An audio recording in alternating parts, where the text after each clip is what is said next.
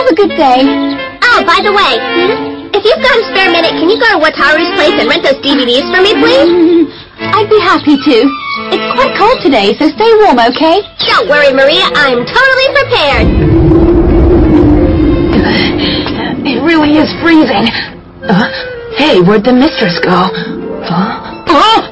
Turn around, you idiot. You're my windbreak. Now get breaking. That's very good thinking, mistress. How are you this morning, Hinagiku?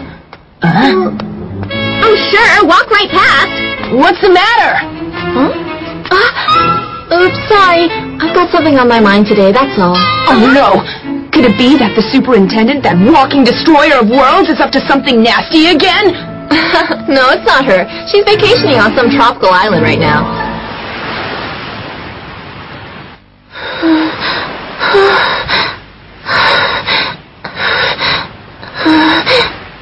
Madam Kazuha, say Shouldn't you be drinking something a little cooler than hot chocolate, though? I know. I just like having you blow on it.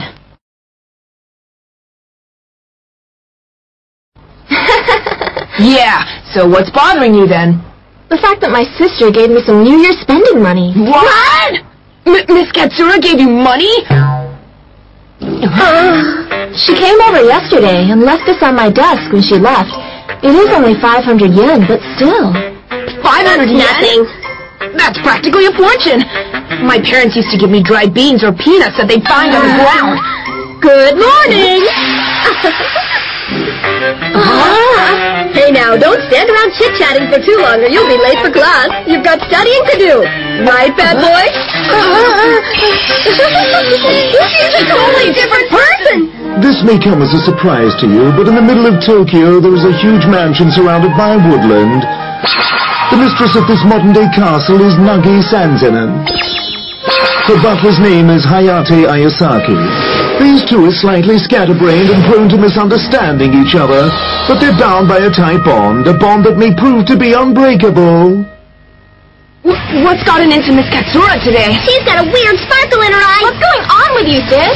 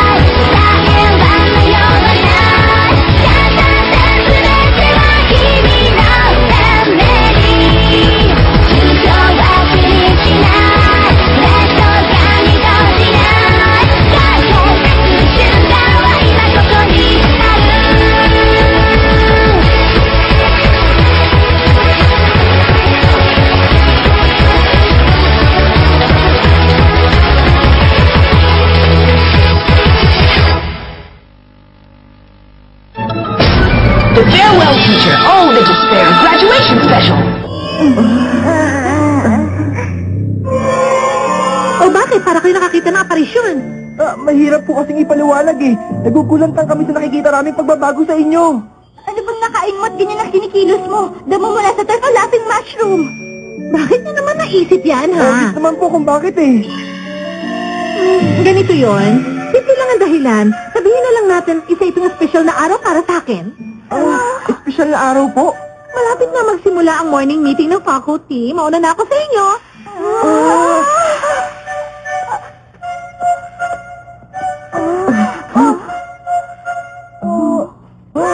Seryoso ba siya? Magkakita-kita cat sila. Sigurado ba kayo? Oo, mukhang gano'n na nga. Ano ba ang dapat natin gawin ngayon? Ano nakakatawa dun? Kasi imposibleng mangyari yun, no? Hindi magagawa mag-quit ni Yukiji sa pagiging teacher. Oo nga, kung mag-quit siya, saan naman siya titira? Pero kakaiba mga kinikilos niya mula pa kaninang umaga. Sinabi pa niya kanina na espesyal ang araw na to para sa kanya. Isa pa binigyan niya ng allowance si Hinagi-kun. Nakakagulat yun, hindi ba? Posible nga kaya ang balak niya nang umalis sa Haku at lumipat sa malayong lugar? Ano ka ba? Kung totoo yung sinasabi mo, sige, magpapakalbo ko. Itaga mo yan sa bato. Papalitan ko pangalan ko at gagawin ko mensahe ko. Kung totoo yung sinasabi mo, papalitan ko ang title ng anime na to na Combat Battle Yamabiko. Hoy, wala kang K na gawin niya. Maniniwala lang ako kung nakita niya yung letter of resignation niya. Yun lang ang kailangan para makumbinsi ako.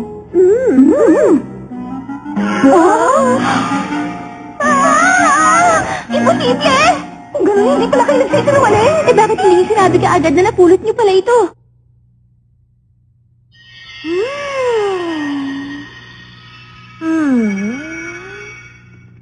Miss Katsura!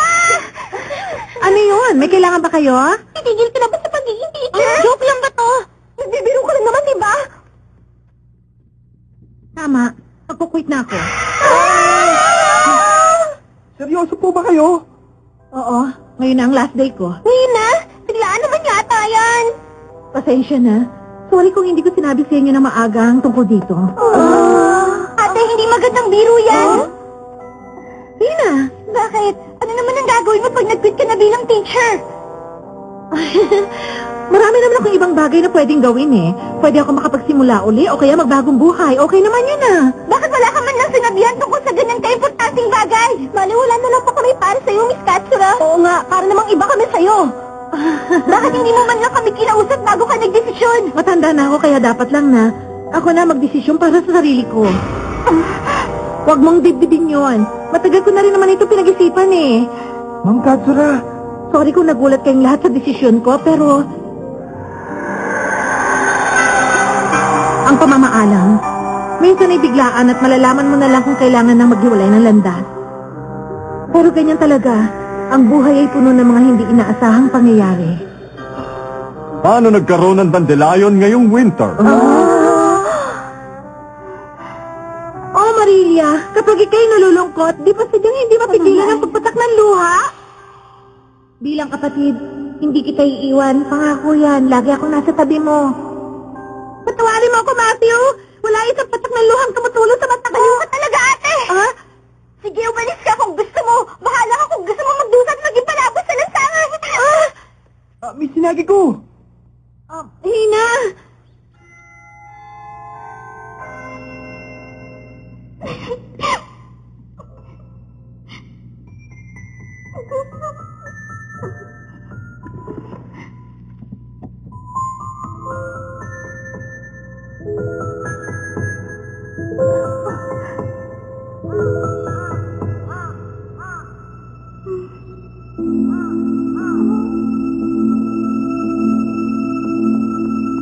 Hinahalik ka na, umuwi ka na!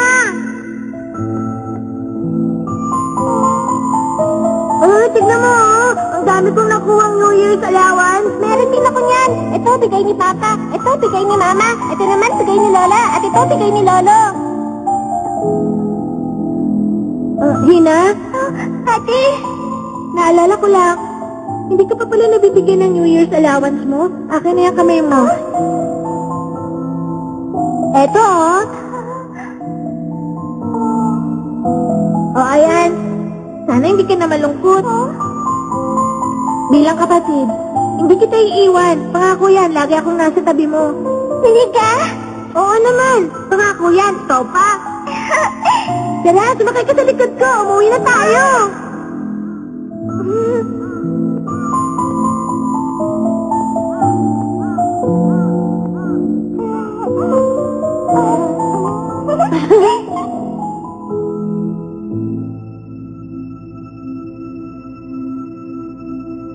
Ate, sinungaling ka!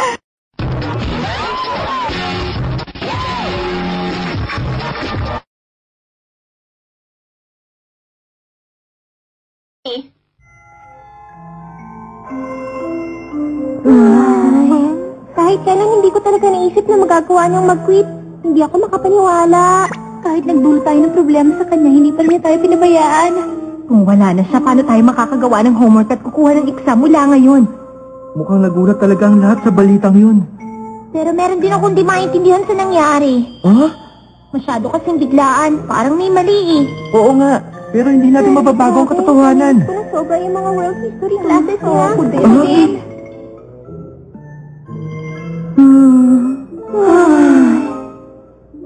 Tama. Sa next homeroom period na pala kami magpapaalam kay Ma'am Katsura. Oo nga. Tama, sa homeroom. Okay, sisimulan na natin ngayon ang homeroom class. Teka, ang agenda natin ngayon ay... Ma'am Katsura, question po. Huh? May tanong po ako tungkol sa rise and fall ng Frankish Empire. Pwede niyo po ba kami bigyan ng lecture tungkol doon? Gusto kong i-review yung tungkol sa Reconquista event sa Spain noong panahon ng Middle Ages. Gusto ko malaman kung ano yung 4 na mansanas na mahalaga sa history. Gusto ko ding malaman kung totoo bang allergic si Pythagoras sa horse beans. Totoo bang mula sa England ang naka-invento sa ready-to-eat curry? Paki-explain. Madami pa po kaming tanong, kaya Kayong pakita lahat? na po isa-isa. Ayos! Sige! Ayos! Okay yan. Magiging masaya at memorable ang huling klase ni Yukiji. Okay, class. Makinig kayo. Importante to. 1806 Continental Blockade. Siguraduhin niyo hindi niyo makakalimutan yun, ha? Okay. Gaya ng kasanayan natin. Magandang takbo ng lecture ni Ma'am Katsura. Kahit madami siyang kalokohan, magaling talaga siya sa pagtuturo. Siya nga pala, alam niyo bang mahilig sa fortune telling si Napoleon? May mga tinuturo pa siya sa atin na hindi makikita sa textbook. Alam niyo bang simpleng bagay lang ang humawak ng isang coin gamit ang kaliwang kamay na mag-flip ng crepe sa frying pan? 5 beses niyang ginawa yun at sumablay siya sa ikalimang subok. Noong 1812, ang taon na nabigo ang French invasion ng Russia. Kapag natapos na ang klaseng ito, hindi na natin ito mararanasan ulit.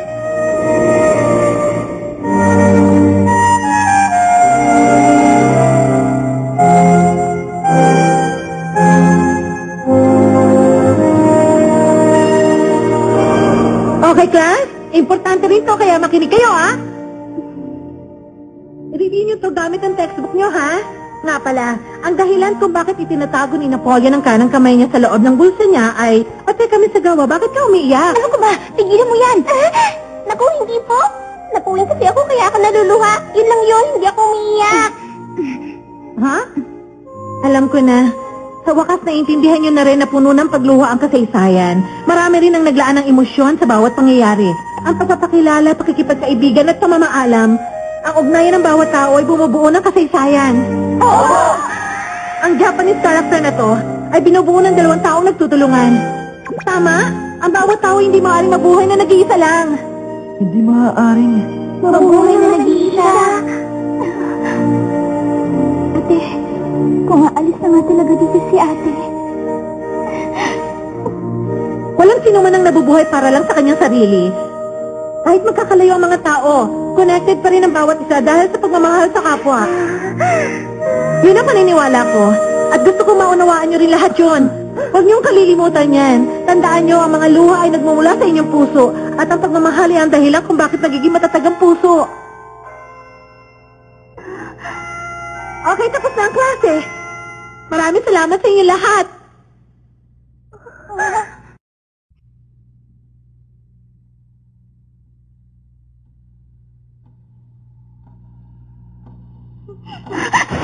Ate, huwag ka nang umalis! Huwag kang umalis!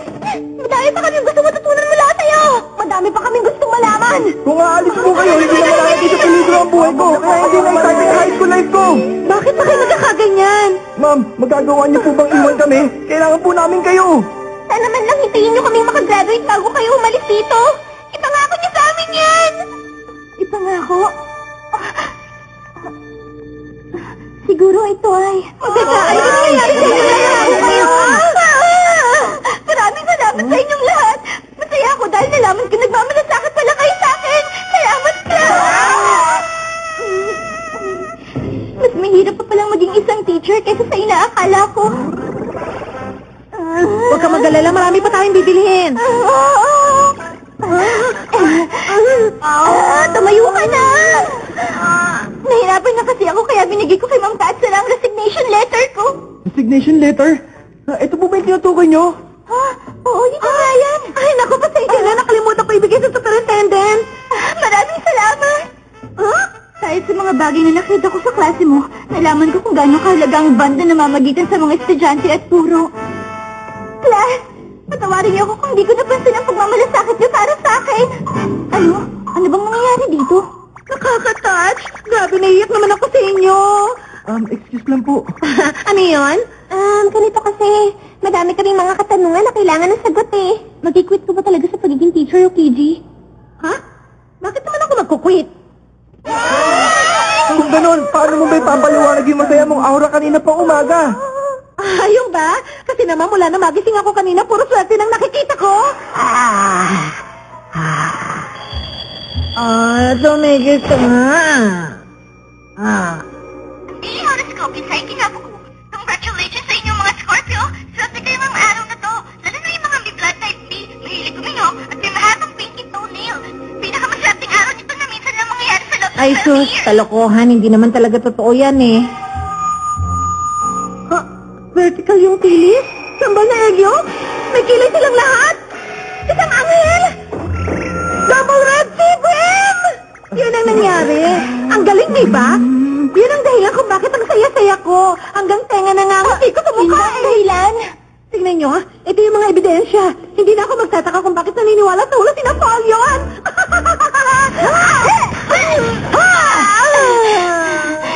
Ako nang humingi na tawad sa inyo dahil sa mga magulong reaksyon ng kapatid ko.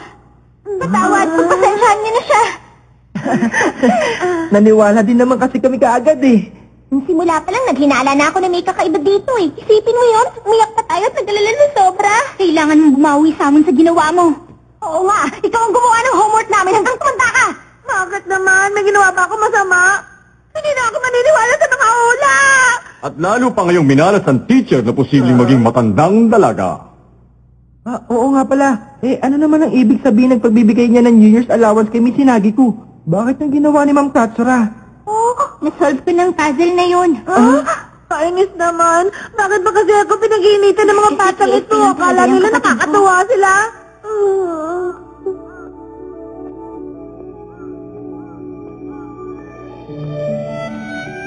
Balang araw, bibigyan din kita ng New Year's allowance. Totohanan na yon.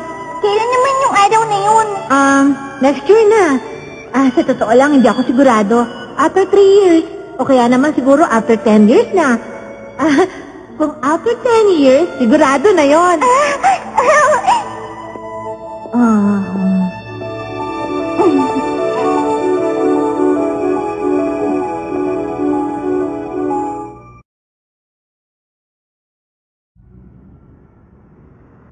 Okay, sandali lang Pirates of the Beach, tsaka Man Spider Tree. Check ko lang Okay ito.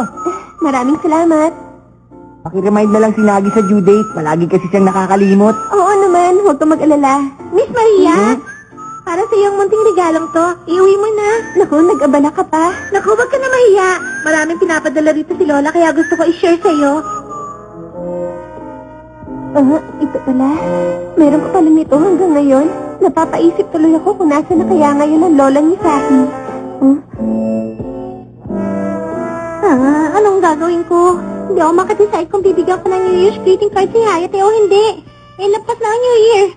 Isa pa, nakalimutan ko maging New Year's resolution na maging confident at mature. Ano nang gagawin ko ngayon? Di bali na lang. Bukas ko na gagawin. Anong gusto mong palabasin? Gusto mo ba naaway? Naku, delikado to. Anong gagawin ko? Baka gumpuhin nila ako. Nakikinig ka ba sa akin? Gusto mo bang bugbugin kita? Talagang lagot ka sa amin kung mamalitin mo kami. Lagi nila ako Ulakas din ang loob mo na hamunin kami. Mukha ka namang walang kalaban-laban. Sabi ko na nga ba, ikaw si Miss Nishizawa, di ba? Naalala kita. Ikaw yung kaibigan ni Hayate, tama ba? Salamat nga pala nung hinayaan mo mag-sleepover sa inyo si Nagi last year. Naku, wala yun. Alam mo na siguro na medyo mahirap siyang pakisamahan, pero sana maging mabuting magkaibigan kayo. Oo naman. Sino ang mga taong to? Mga kaibigan mo ba sila? Mukha ba akong makikipaglaban sa kanila? Bakit? Sino ka ba, ha? Ika ka bang loka, Toots? Hoy, hindi porket isa kang cute na maid akala mo pwede mo na kami malitin ng ganun-ganun lang, ha? Pasensya na, hindi kasi ako nakakaintindi ng crap language Pareho lang ginagamit natin lingwa, Uy, tutuloy mo kami kahit na cute na katulong ka pa, hindi ka namin patatawarin!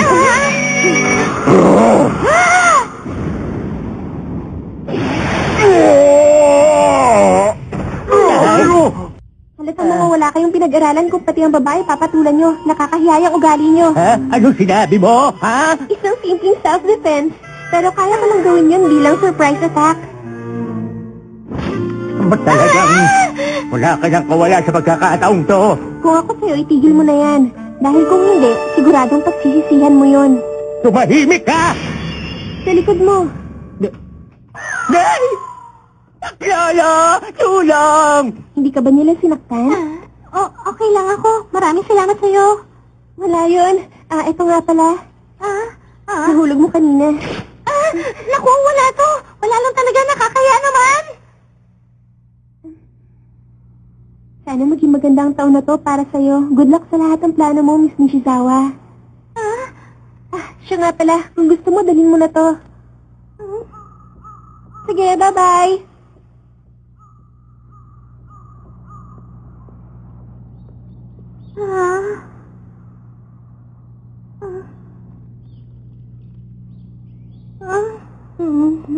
Ang wish lang ni Miss Nishizawa ay maging katulad siya ni Maria. May nangyari bang kakaiba sa school? Naku, wala naman. Ikaw, Miss Maria, kamusta ang araw mo? Ako? Okay lang naman. Weird, ba't kaya ganun? Pakiramdam ko kumakain ako ng marshmallow. Ang susunod na episode ay may kinalaman sa sine, cosine at tangent.